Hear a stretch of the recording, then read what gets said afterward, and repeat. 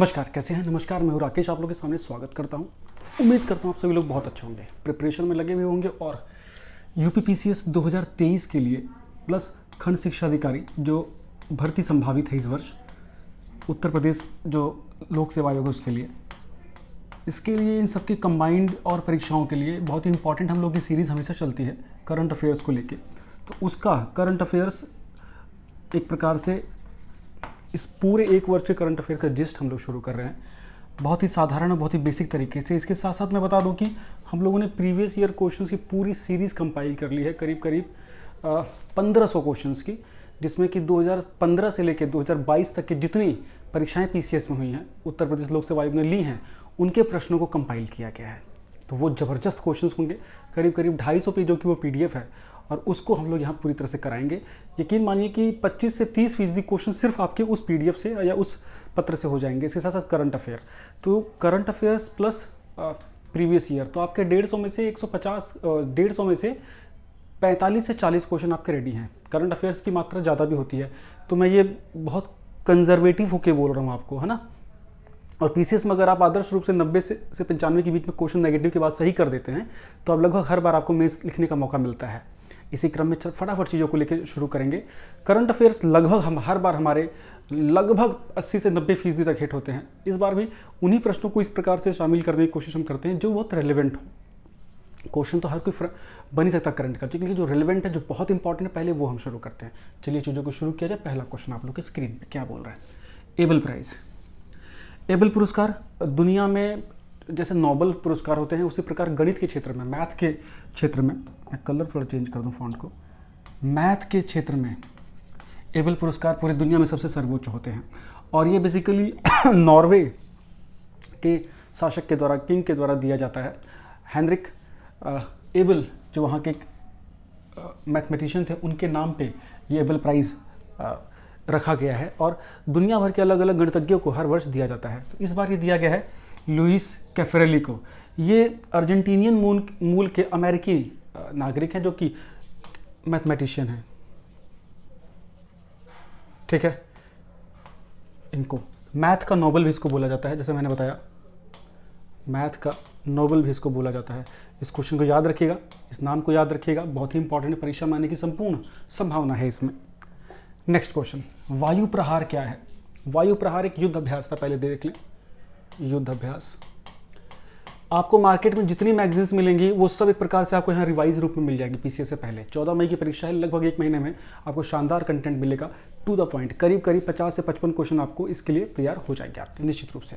चलिए, ये था क्या, इंडियन एयरफोर्स और इंडियन आर्मी का ज्वाइंट एक्सरसाइज था ईस्टर्न कमांड में, ईस्टर्न इंडिया में, पूर्वी भारत में।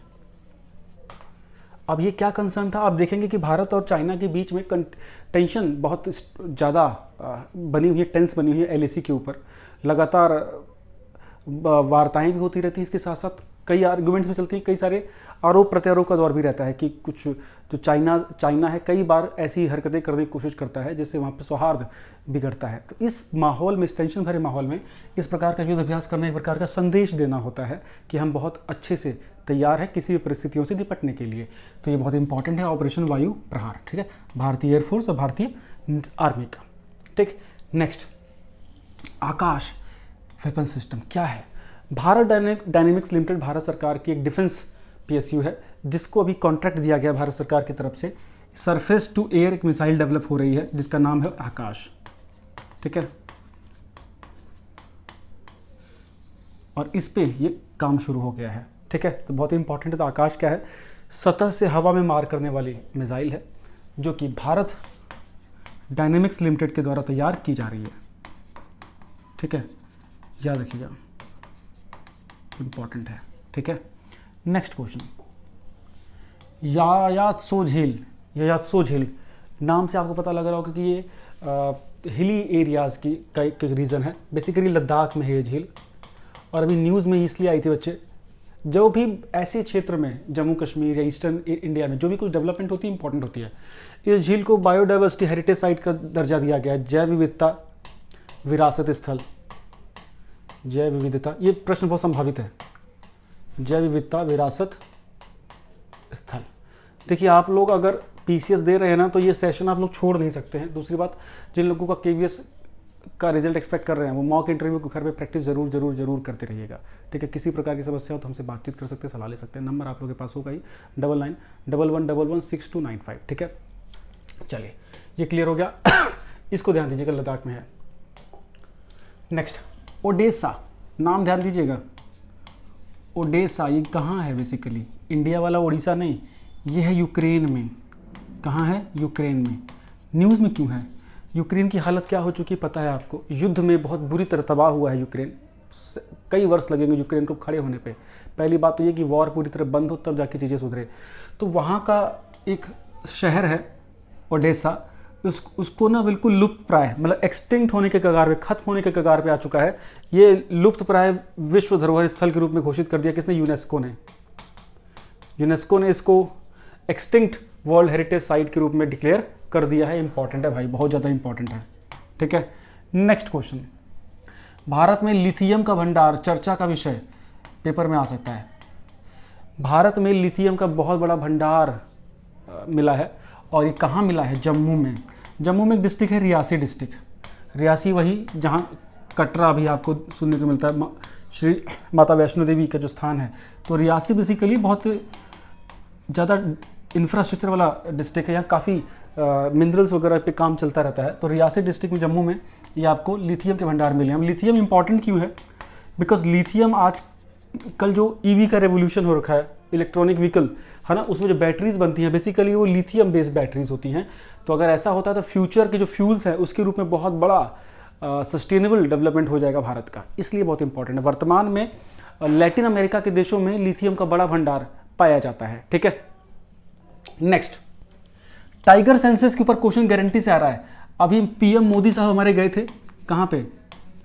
Bandipur tiger reserve. Bandipur tiger reserve क्या करने गए थे? ये बेसिकली एमपी में है, और प्रोजेक्ट टाइगर के बच्चे 50 वर्ष पूरे हो गए थे। प्रोजेक्ट टाइगर के 50 ईयर्स पूरे हो गए थे। आप लोगों को पता होगा ना, 1973 में इंप्लीमेंट हो गया था प्रोजेक्ट टाइगर, जिसके अंतर्गत बाघों का संरक्षण करना था। तो इस दिन उपलक्ष्य में ये वहाँ पे गए थे, और वहीं पे टाइगर सेंसस जो 5th साइकिल है वो डिस्क्लोज की गई। तो उसके अनुसार भारत में वर्तमान में 3167 टाइगर्स की संख्या हो चुकी है, जो कि 2 वर्ष पहले, जो पिछले सेंसस में ये करीब 200 कम थे, मतलब 200 और बढ़ गए, 2967 के आसपास थे। तो 200 टाइगरों में हमारा इजाफा हुआ है। दुनिया के 70% से अधिक टाइगर इंडिया में ही निवास करते हैं, तो बहुत ही अच्छी चीज़ है, ध्यान देना। बांदीपुर टाइगर रिजर्व में पीएम मोदी गए थे, उसी दिन ये डिस्क्लोज हुआ था, ठीक है। चलिए नेक्स्ट क्वेश्चन की ओर चलते हैं। अच्छे क्वेश्चन पेपर में आएंगे। प्रोजेक्ट टाइगर भी याद कर लेना।